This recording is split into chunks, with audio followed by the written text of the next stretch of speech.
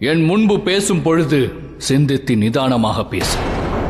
இல்லை என்றால் இல்லையெனில் என்ன?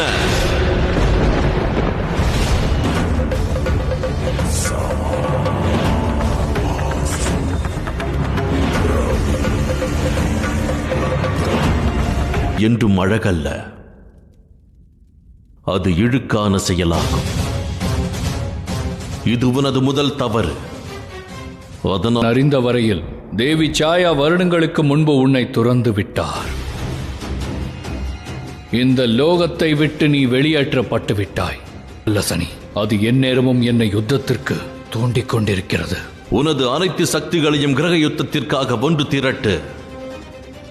களத்தில் தர்மத்தை பற்றி பேசுவது மிகவும் எளிதானதாகும். ஆனால் அதன் வெற்றிகள் உன்னுடைய பலத்தினால் அல்ல, சூழ்ச்சியால். வெறும் வார்த்தை நல்ல ஐயம்தான்.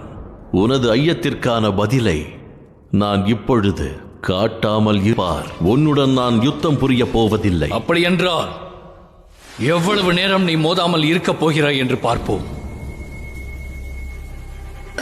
தாங்கள் இப்பொழுது நின்று கொண்டிருப்பது என்னுடைய அறையாகும். தாங்கள் மோதிக்கொண்டிருப்பது என்னுடைய தமையனாவான். எனது கர்மம் தான் என்னுடைய பலமாகும்.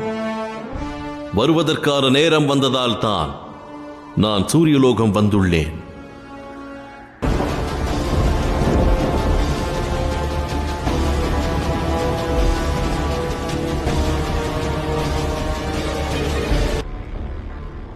ஒவ்வொரு விடியலின் பின்பும் என்ன நிகழும் என்பது எவராலும் யூகிக்க இயலாது.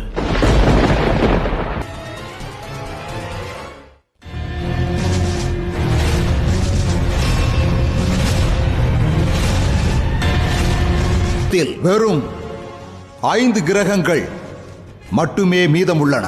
செவ்வாய், ராகு, கேது, சந்திரன் மற்றும் சனி. ஒருவேளை சனி வரவில்லை என்றால் இந்த யுத்தம் சனி இல்லாமலேயே துவங்கிவிடும். தோல்வியுற்றவர்கள் தான் யுத்த பூமியை விட்டு வெளியேறுவார்கள். ஆனால் இங்கு சனியோ 2 வீரர்களை வெற்றி கொண்ட பிறகும்